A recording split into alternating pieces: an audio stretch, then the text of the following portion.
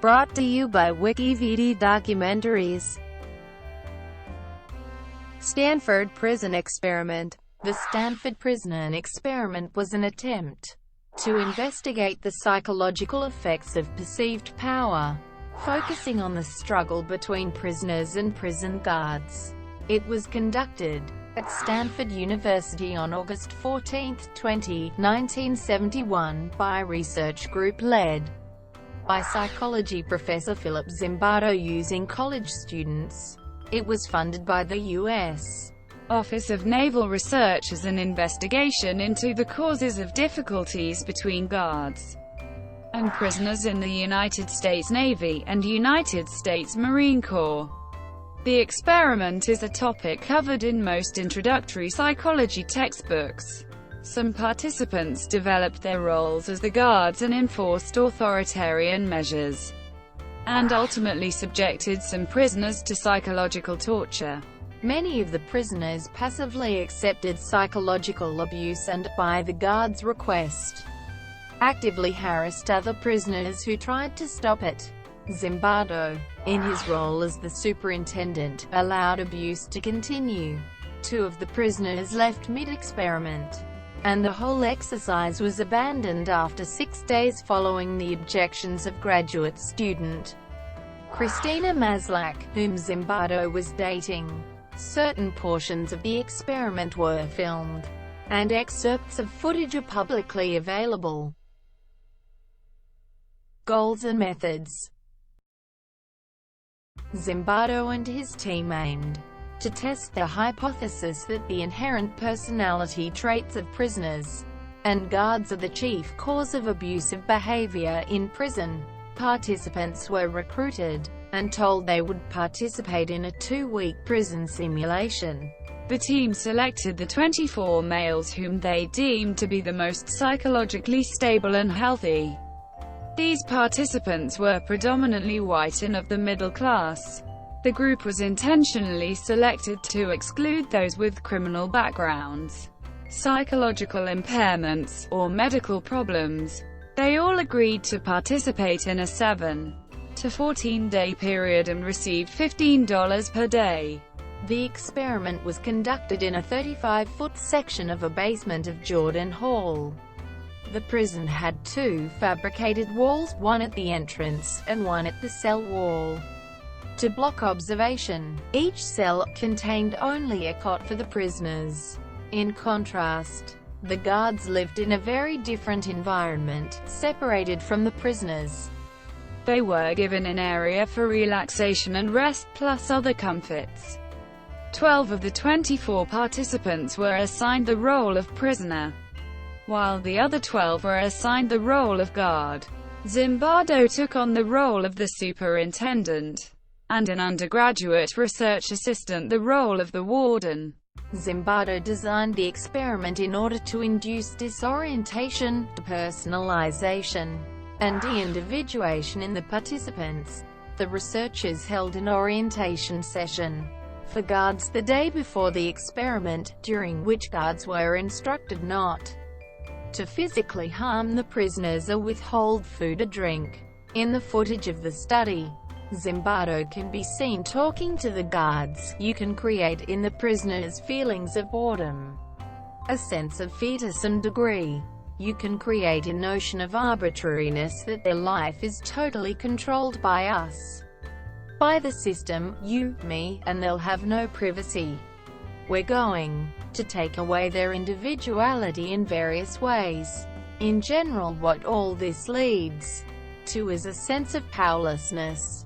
That is, in this situation we'll have all the power, and they'll have none. The researchers provided the guards with wooden batons to establish their status, clothing similar to that of an actual prison guard, and mirrored sunglasses to prevent eye contact.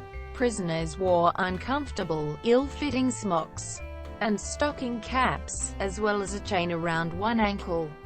Guards were instructed to call prisoners by their assigned numbers, sewn on the uniforms, instead of by name. The prisoners were arrested at their homes and charged with armed robbery.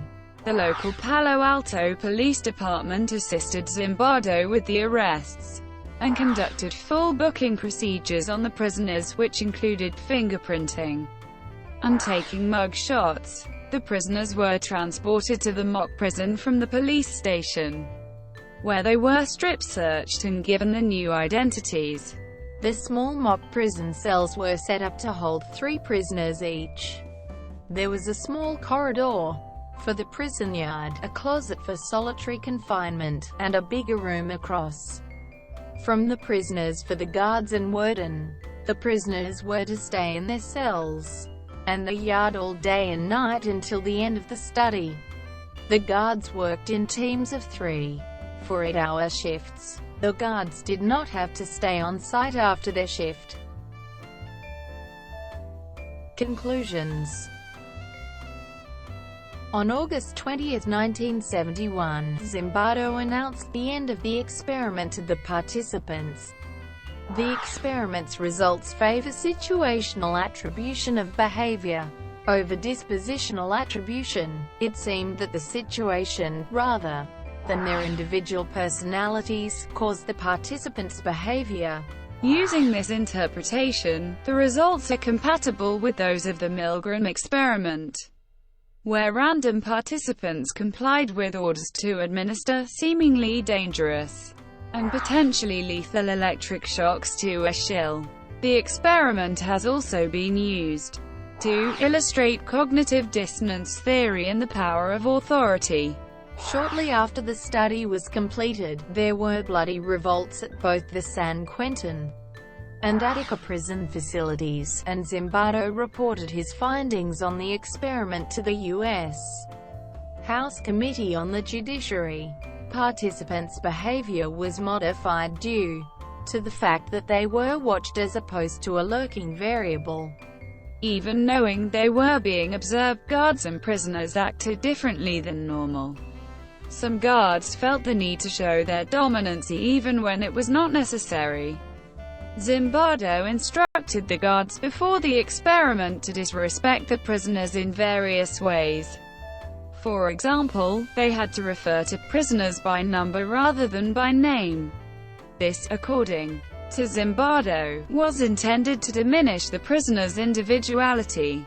With no control, prisoners learned they had little effect on what happened to them, ultimately causing them to stop responding and give up. Quick to realize that the guards were the highest in the hierarchy, prisoners began to accept their roles as less important human beings. The uniforms were given to all participants to erase individual identity, and participants were randomly chosen to be either a prisoner or guard to reduce individuality. A strength of the study is that it has altered the way U.S. prisons are run.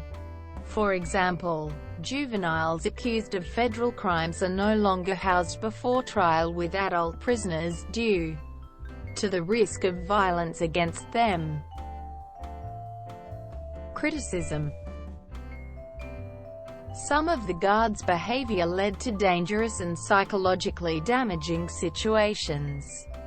1/3 of the guards were judged to have exhibited genuine sadistic tendencies, while many prisoners were emotionally traumatized. 5 of them had to be removed from the experiment early, after Maslach confronted Zimbardo and forced him to realize that he had been passively allowing unethical acts to be performed under his supervision. Zimbardo concluded that both prisoners and guards had become grossly absorbed in the roles, and realized that he had likewise become as grossly absorbed in his own, and he terminated the experiment.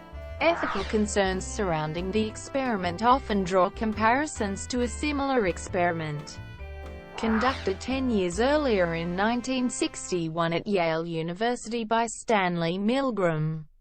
Because of the nature and questionable ethics of the experiment, Zimbardo found it impossible to keep traditional scientific controls in place.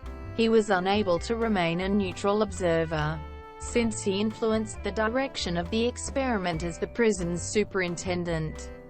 Conclusions. and observations drawn by the experimenters were largely subjective and anecdotal, and the experiment is practically impossible for other researchers to accurately reproduce.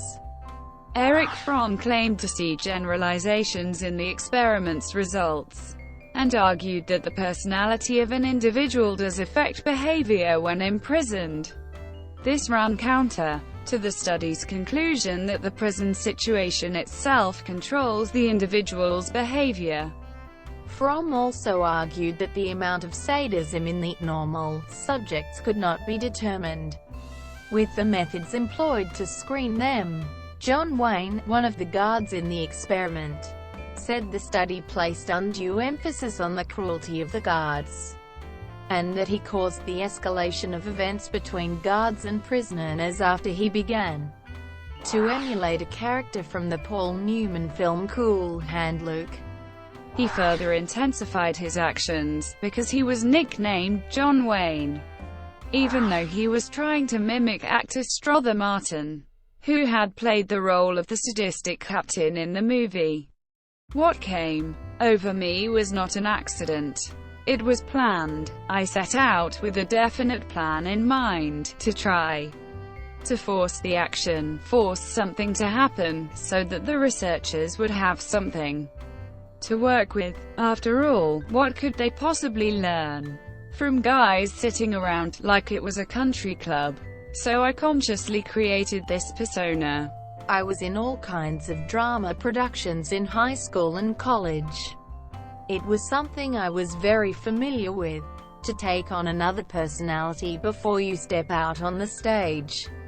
I was kind of running my own experiment in there, by saying, how far can I push these things? And how much abuse will these people take before they say, knock it off? But the other guards didn't stop me. They seemed to join in. They were taking my lead. Not a single guard said, I don't think we should do this.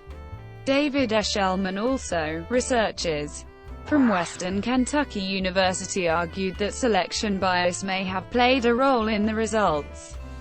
The researchers recruited students for a study using an advertisement similar to the one used in the Stanford prison experiment, with some ads saying, a psychological study, and some with the words, prison life, as originally worded in Dr. Zimbardo's Stanford prison experiment. It was found that students who responded to the classified advertisement for the prison study were higher in traits such as social dominance, aggression, authoritarianism, etc., and were lower in traits related to empathy and altruism when statistically compared to the control group participants. The study has been criticized for demand characteristics by psychologist Peter Ghraib. He argues that participants in psychological experiments are more likely to do what they believe the researchers want them to do.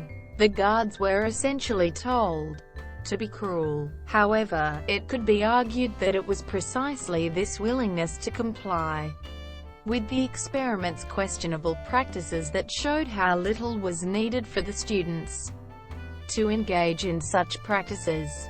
Skeptical author Brian Dunning states, most of the Stanford guards did not exhibit any cruel or unusual behavior, often being friendly and doing favors for the prisoners. The statistical validity of the sample of participants, 24 male Stanford students of about the same age, has been called into question as being too small and restrictive to be generally applicable to the population at large.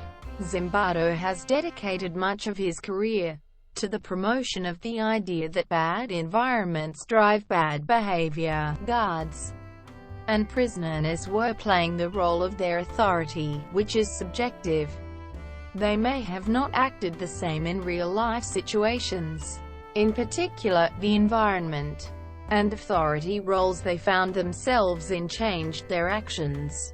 Critics contend that not only was the sample size too minimal for extrapolation, but also having all of the experimental subjects be U.S. male students gravely undercut the experiment's validity. In other words, It's entirely conceivable that replicating the experiment using a diverse group of people would have produced radically distinct results, that is, had the test subjects come from divergent socio-economic and psychological groups.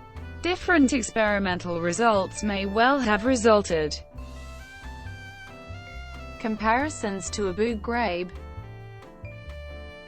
When acts of prisoner torture and abuse at the Abu Ghraib prison in Iraq were publicized in March 2004, Zimbardo himself, who paid close attention to the details of the story, was struck by the similarity with his own experiment. He was dismayed by official military and government representatives shifting the blame for the torture and abuses in the Abu Ghraib American military prison onto a few bad apples, rather than acknowledging the possibly systemic problems of a formally established military incarceration system. Eventually, Zimbardo became involved with the defense team of lawyers representing one of the Abu Ghraib prison guards, Staff Sergeant Ivan "Chip" Frederick. He was granted full access to all investigation and background reports, and testified as an expert witness in SSG Frederick's court-martial, which resulted in an 8-year prison sentence for Frederick in October 2004.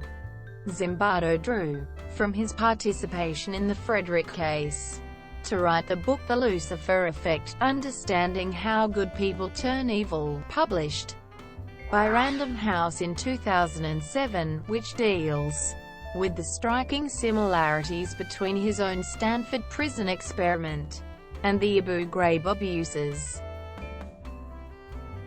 BBC Prison Study. Psychologists Alex Haslam and Steve Reicher conducted the BBC Prison Study in 2002 and was published in 2006. This was a partial replication of the Stanford prison experiment conducted with the assistance of the BBC, which broadcast events in the study in a documentary series called The Experiment.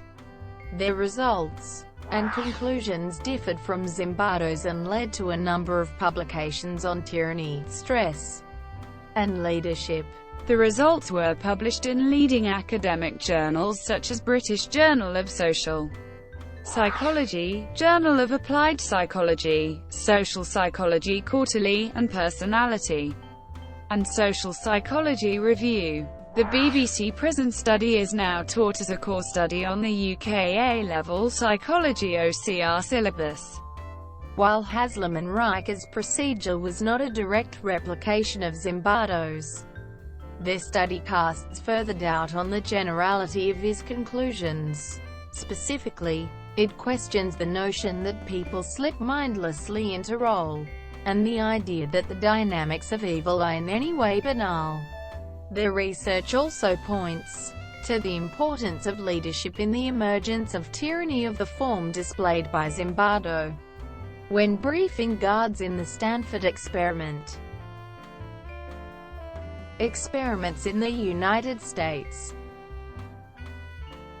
The Stanford prison experiment was in part a response to the Milgram experiment at Yale beginning in 1961 and published in 1963. The third wave experiment was the use of authoritarian dynamics aping Nazi Party methods of mass control in a classroom setting by high school teacher Ron Jones in Palo Alto, California in 1976, with the goal of demonstrating to the class in a vivid way how the German public in World War II could have acted in the way it did. Although the veracity of Jones' accounts has been questioned, several participants in the study have gone on record to confirm the events. In both experiments, participants found it difficult to leave the study due to the roles they were assigned. Both studies examine human nature and the effects of authority. Personalities of the subjects had little influence on both experiments despite the test prior to the prison experiment. In the Milgram and the Zimbardo studies, participants conform to social pressures. Conformity is strengthened by allowing some participants to feel more or less powerful than others. In both experiments, behavior is altered to match the group stereotype. Thank you for watching. Brought to you by WikiVD Documentaries. Please like and subscribe below.